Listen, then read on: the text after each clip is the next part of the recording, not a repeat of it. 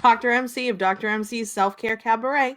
It's just after 12 o'clock here on Tuesday, and I wanted to go live. I will admit, this is the first time I have done this. I think we were having a little technical difficulties, but it seems to be working, and I think that folks will be able to see this on the page later. So it is my sincerest hope that you are all doing well during all of this COVID-19 craziness that we are experiencing. It is certainly challenging for many, many reasons, but it seems to, seems like we're getting through. So hopefully by now, since it's been several weeks, I think this is week 6, if you're working from home, that you've managed to maintain boundaries for your workspace and your work day. Hopefully you can stick to a routine, which I highly recommend, of as much of your previous routine that you had as possible. Getting up at the same time, going to bed at the same time, eating, hydrating throughout the day, and making sure that you are, practicing some self-care, because it's really, really important right now, especially as we navigate this. So I'm seeing that I'm getting comments, but I'm not seeing the comments here. Oh, wait, I think I'm supposed to.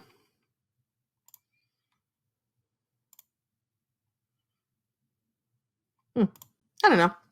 It seems that people can see me because I can see that people are watching, but this is definitely a different platform for me, but something new to try.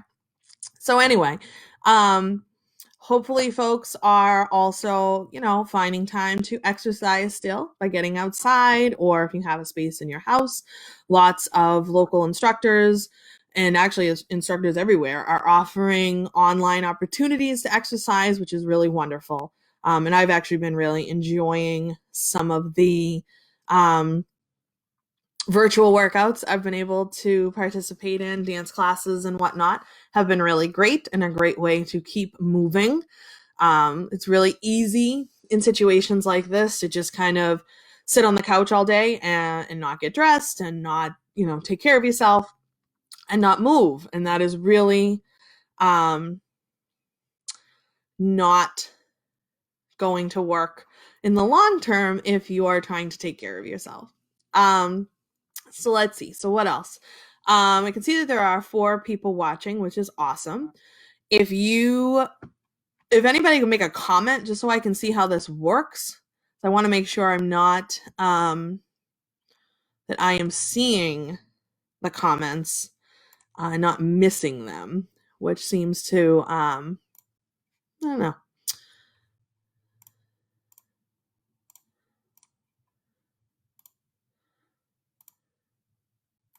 Anyway, all right. So I was hoping that I would be able to hear from people and people would be able to communicate with me, but that doesn't necessarily seem to be the case right now. So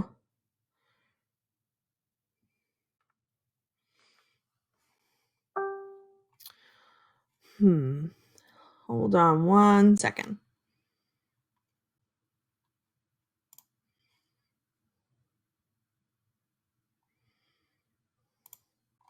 I don't know why I can't see the comments. I find this very annoying.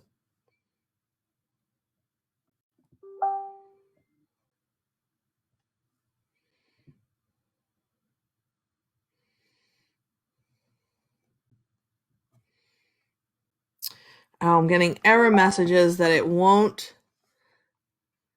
Oh, thanks, Amanda. All right, cool. So apparently it's one of the settings that I have for people to comment. I probably should have tested this before just trying to go live. I thought it was an easy thing to do. See if we can figure this out.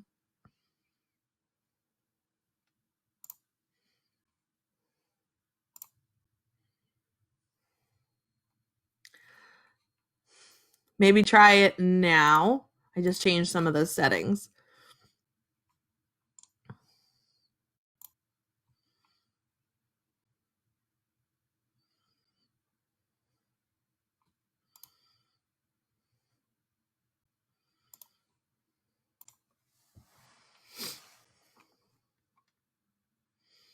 All right. Well, more people are definitely joining us, which is awesome.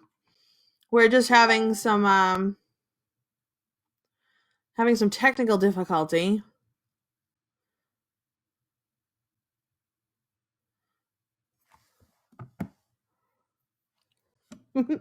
Anyway, I can still talk. So, I did want to teach you guys a couple of breathing exercises that are really, really helpful and helpful to engage kind of all your senses and really calm your body when you're starting to feel anxious, which is pretty common these days.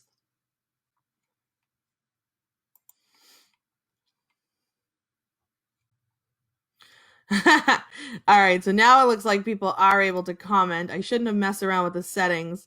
Every 10 seconds. Let's take that away. All right, now I think, all right, look at that. Now I'm seeing comments. Yay! Thank you to people that were messaging me and trying to help me. That's awesome.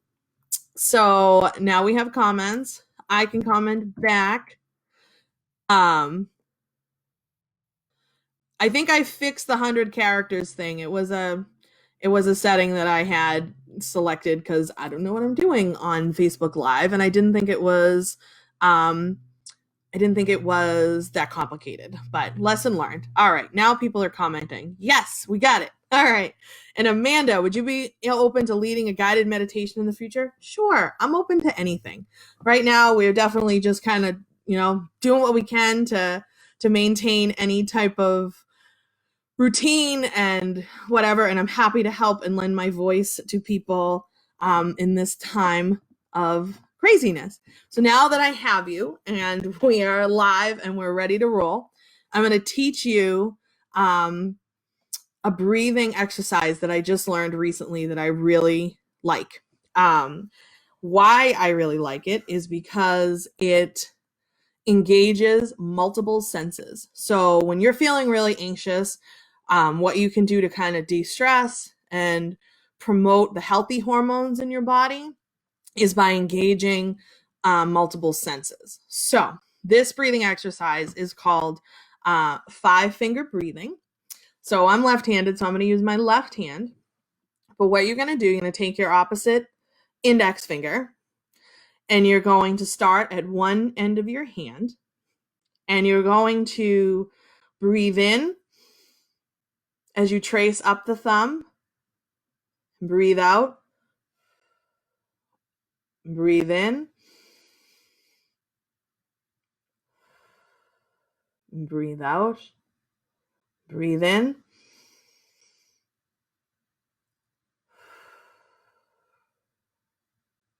Breathe in.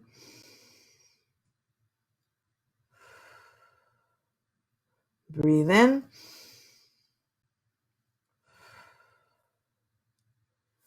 Cool. So what that does is focuses you, first of all.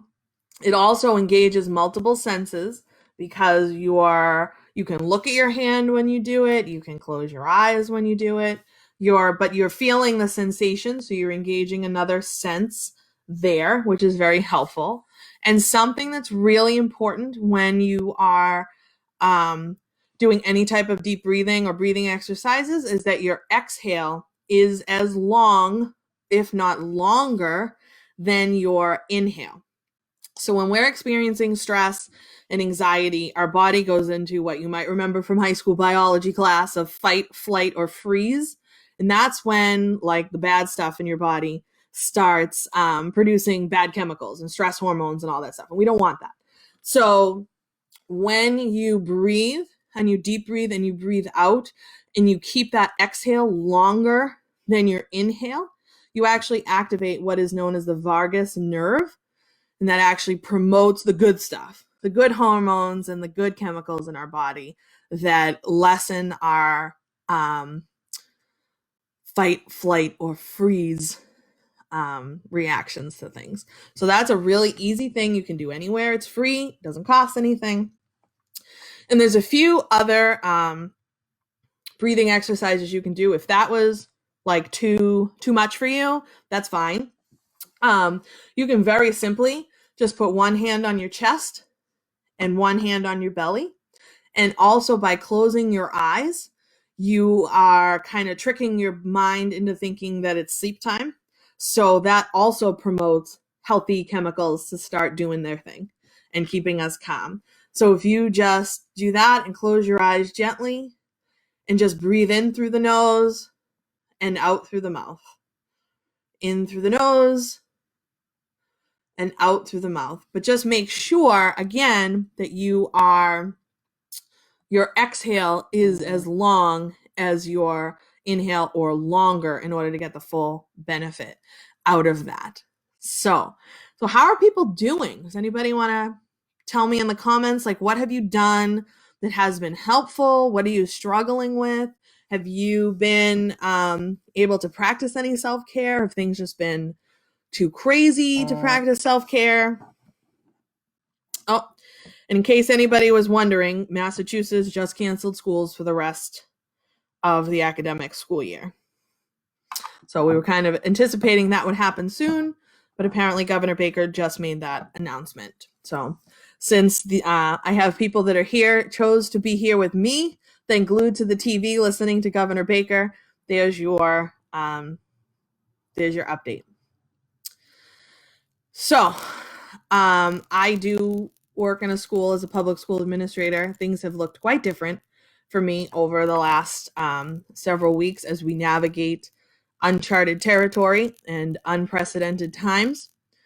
But we'll get through this and we'll figure out, what's best. Yes, walking. That's awesome. One of my friends is commenting that she's been getting outside and walking when she can, calling them sanity strolls. I really like that, Jane. Very cool. Getting outside is definitely a great way to kind of reset, get some sunshine if there is sunshine. I haven't necessarily walked around my neighborhood, but I have sat outside. My husband and I kind of set up our porch, brought out our seasonal furniture so we have a place to sit.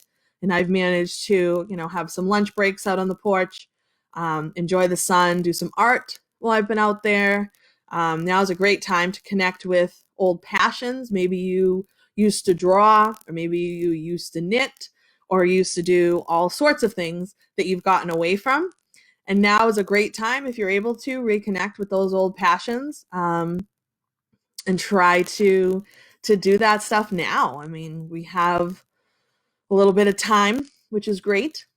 And, instead of sitting by the TV and watching all the news, it's okay to not be connected 24/7 to all of that and to take care of yourself. So let's see, we got some more comments. Use this time while working to take better care of myself. That's my mom. Look at that. Keeping it in the family, promoting self-care, which is awesome. Very proud to see that. And exercising. I've also been able to amp up my exercise routine because, let's face it, when things get crazy, that's our own self-care goes out the window. But in this last few weeks, I've been able to do that and to take time to exercise, which has been awesome. So let's see, Christina. Oh, that's awesome. Sort of accidentally been eating on a better, more relaxed schedule. Yes, stress eating. Interesting. That's awesome. I'm really glad to hear that. As someone who has battled eating disorders since I was about 17 years old or so, from various degrees, I consider myself in recovery now for disordered eating. I totally get that. And it's definitely, on my end, we haven't been eating out. So we've been cooking a lot more, which is great. And I also feel like calmer also. So I totally relate to that. Christina, I have not been myself. I haven't been like stress eating, even though things are kind of stressful, which is miraculous because it would be really easy to fall back on bad habits and old patterns right now. But I haven't found myself doing that, which is really great. And I'm glad to see that you are also experiencing that. That's awesome. Let's see, I saw a couple of other. Hi, Tyrone. I hope you are well. This is kind of cool.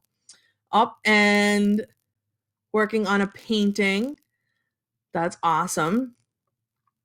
I used to do scratchboard art when I was in high school and like make these elaborate designs. And I always thought scratchboard was really cool.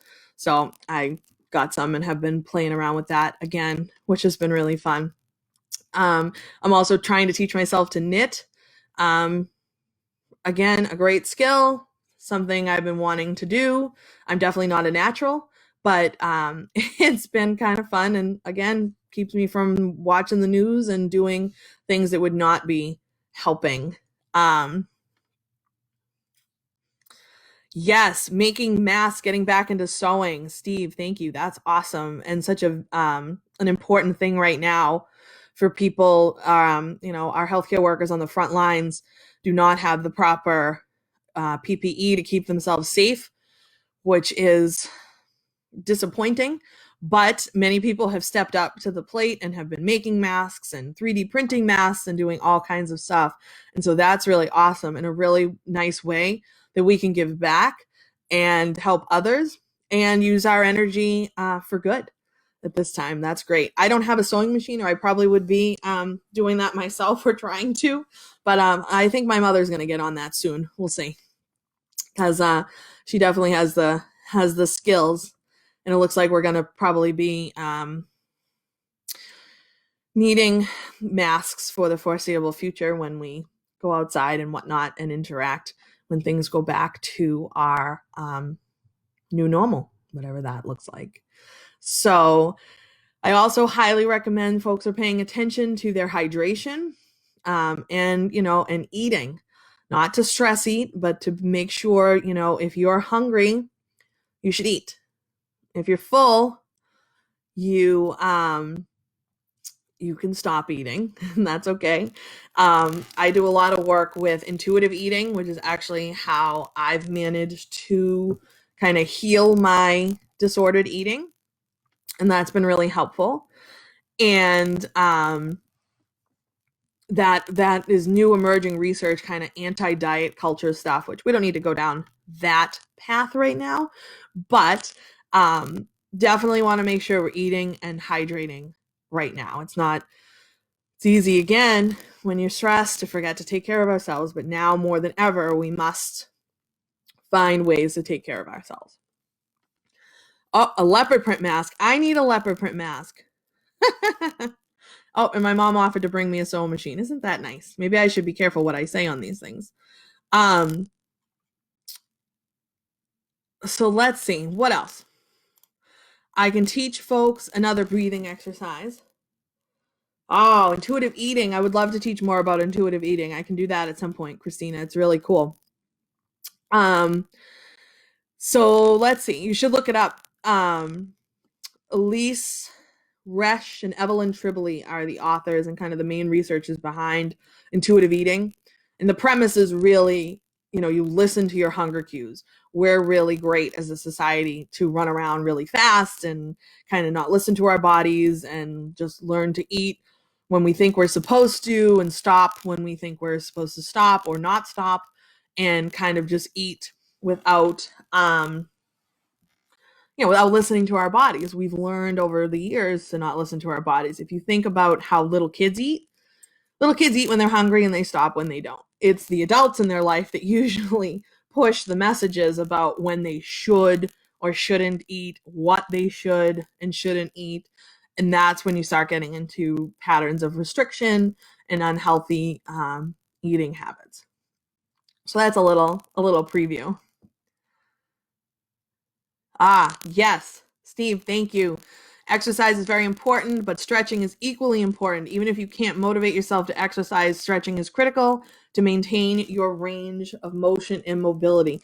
Absolutely. And it doesn't have to be extreme. I think sometimes people are afraid that, they're not going to be able to bend themselves into a pretzel, so why bother?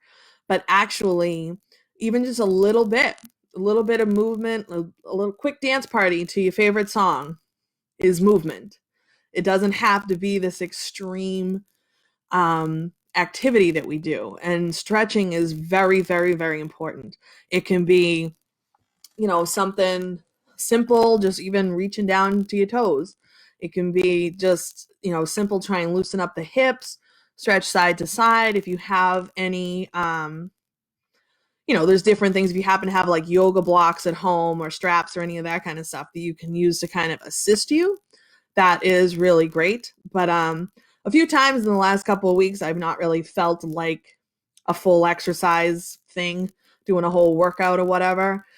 So I've opted to just stretch for a few minutes, and you almost feel immediately better. It's really kind of amazing how quickly exercise or a walk or getting some sunshine or a little bit of stretching can make you feel almost instantly better.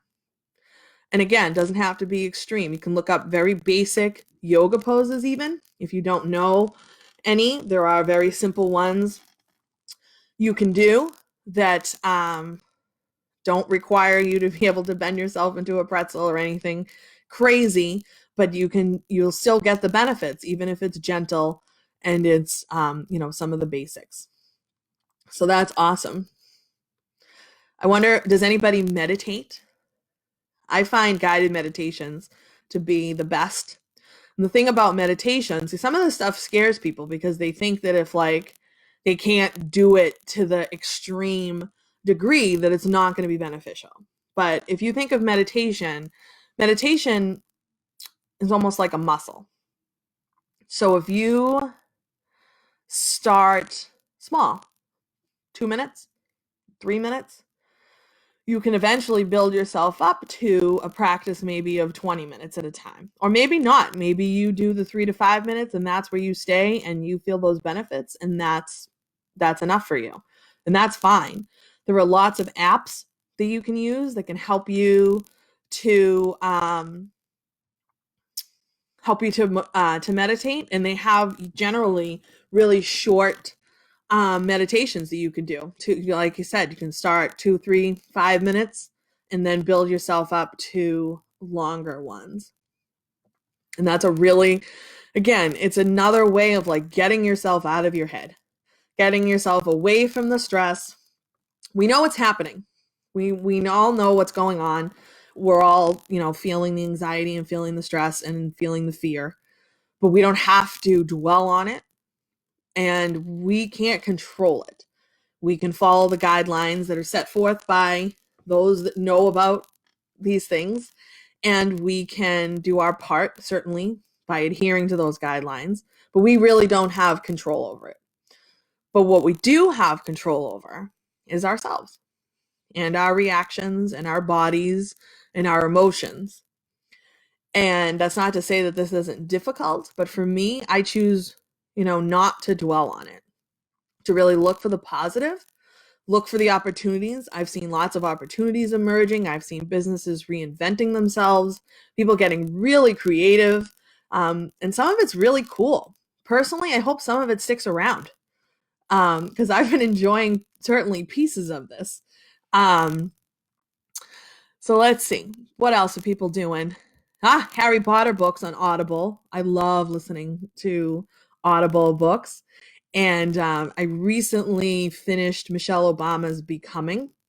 And if folks are looking for a good read, I highly recommend that. She narrates it, and she has such a beautiful way of speaking and talking. It just felt like she was sitting right here with me while I was listening to it, and it was really nice. Steve in the chat, thank you. A couple of stretching routines that he's given to his clients. That's awesome. So folks that are in the chat can save that link so they can access that. That's awesome. So what else have folks been doing? Anything?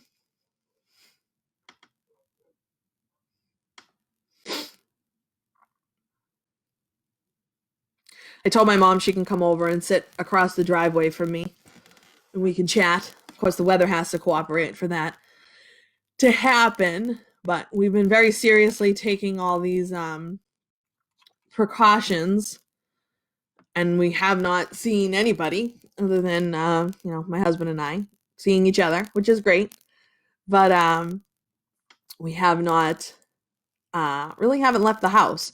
I've managed to get grocery deliveries and other things that we've needed delivered. So we haven't had to leave the house, which is great.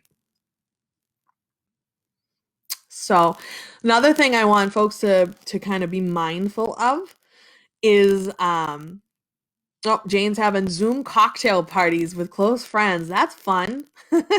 We've been gaming on the weekends. Some of my friends and I just doing like different board games that work over a virtual platform, which not every board game does, but some of them do. And being married to a techie is definitely helpful in situations like this because he's been setting it all up for me. Although he did ask me if I needed help getting the Facebook Live going today, and I told him no, I'd be all set. But oh well, we figured it out. And cooking is therapeutic, very good.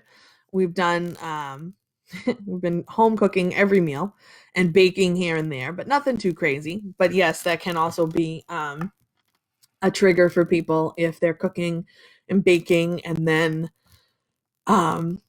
if that's triggering at all for anybody with stress eating and whatnot. So, something else to be mindful of during all of this is our mindsets. I'm big on having a growth mindset as being really beneficial. If that's not something folks are familiar with, we can talk about that more in depth. But really, growth mindset versus like a fixed mindset, and kind of really like the things you tell yourself and kind of like how you feel about your situation and your circumstances and your kind of your intelligence, your things you can achieve. Yeah. So there's some people that just naturally tend to have more of a growth mindset. There's people that tend to have more of a fixed mindset, and it's not necessarily good or bad either way. But without going too far into that, research, just something right now for folks to just kind of think about is what are the messages that you're kind of telling yourself during this? We all have that like kind of inner dialogue. And sometimes we hear like, we'll say things to ourselves like, I'm stuck at home. I'm stuck at home. This sucks. I'm stuck at home, whatever. You're not stuck at home. You're safe at home.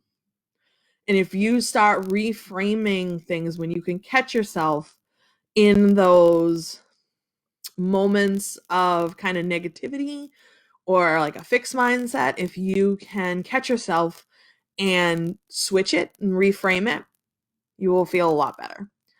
Or if you're thinking like, I'm quarantined, I'm on lockdown, I can't leave my house. No, you're retreating for wellness, for your wellness and the wellness of your loved ones also. Another one would be the social distancing. We have to social distance. And like, if you start thinking of that, that's negative. But really, it's not that you are social distancing, you're physically distancing. So although you can't physically see your loved ones and people that you want to be with and hug them and touch them and all that stuff, you still can be social. You can still talk to them on the phone. You can still, if you are staying 6 feet apart and, far away from each other, you can still see each other. So there's lots of ways, but do we see how just that little shift in what we say can actually kind of change our behavior and change how we're feeling? So I've tried to catch myself in those moments where, it's really easy to slip into a negative mindset, but we don't want to do that. Another thing along those same lines, when you're talking to yourself and you're hearing, those little voices and you're hearing all the shoulds. I should do this. I should be doing X. I should be exercising. I should be eating healthy. I should be painting the house. I should be should. All the shoulds. Shoulds don't necessarily promote well-being. They tend to make us feel bad about ourselves, and they tend to not promote action. They just kind of stress us out and make us feel bad. So we want to be careful about our language and our mindset. So if you switch the should to a must or a can or something, another word, then it allows you to take action. So if I say, I should be exercising, that already comes from a place of negativity. That's me saying that I should be doing something that I'm not doing. But if I say I must exercise, that almost gives me the power back. And that allows me to take action. And then when you achieve it after I exercise, then I feel really good about it. So it's just little tricks like that, kind of make sure we're talking to ourselves from a place of love and not a place of fear and not a place of stress. And that'll also really help us during this time. So I think I'm going to teach you one more breathing exercise. So we did just kind of regular, one hand on your chest, one hand on your belly, big deep breaths in and out. And again, keeping that exhale as longer than the inhale will help promote calming vibes, which is what we want. And then we learned 5-finger breathing, which is cool because that allows us to, engage the senses. So I'm just reminding folks of what we've already done. And lastly, I'm going to teach you a breathing exercise called Nadi Shodhana, which is Sanskrit, but what it means is flow purification. And this one, if you do have to touch your face, so make sure your hands are clean before you do this one, or go wash your hands before you do this one. But what you're going to do is you're going to take your left hand, and this is going to be super awkward to demonstrate on Facebook Live, but we're going to do it anyway. So you're going to block one nostril with your thumb, and then you're going to get the pinky and the ring finger kind of ready to go. So the nostril that's open, you're going to take a nice big deep breath in through that nostril, and then you're going to pause. Then you're going to block the nostril that's open and release the thumb and breathe out. Then you're going to breathe back in the nostril that's open, block it with the thumb, release the other fingers, and breathe out the side that's open.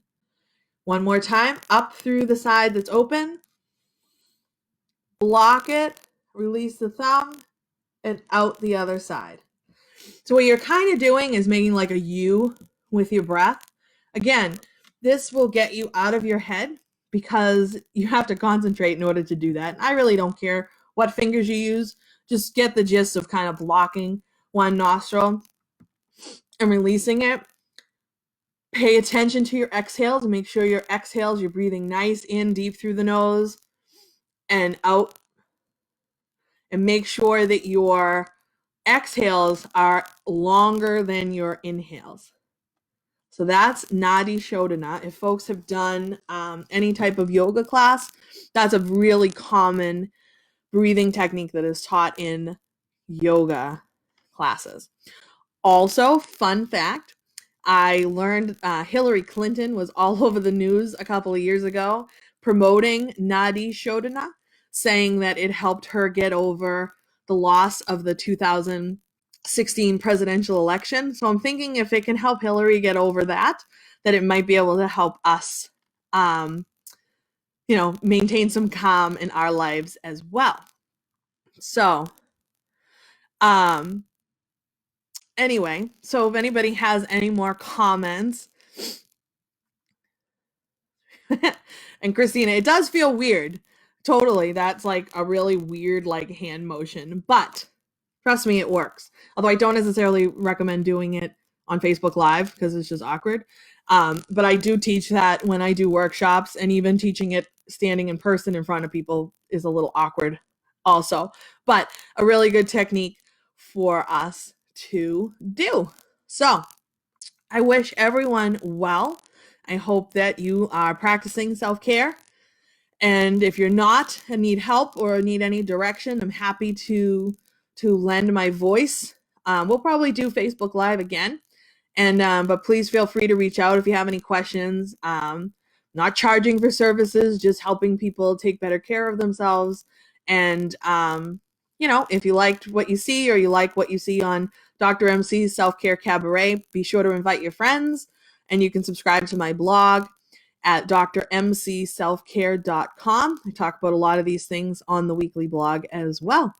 But it was great to connect with you. Stay well, and I'll talk to you soon.